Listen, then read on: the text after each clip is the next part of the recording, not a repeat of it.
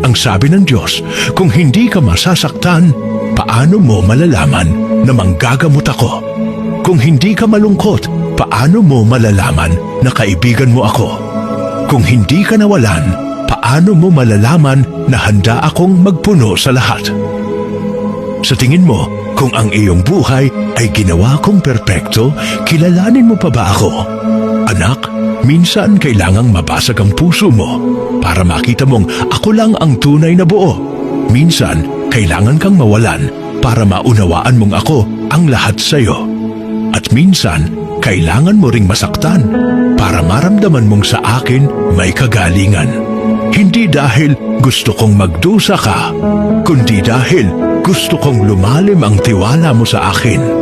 Ang hindi mo nauunawaan ngayon, balang araw magiging patotoo ng katapatan ko sa buhay mo.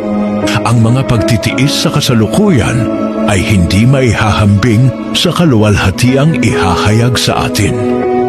Sa bawat luha may layunin, sa bawat kawalan may kapalit, at sa bawat paghihirap may Diyos na hindi sumusuko sa iyo.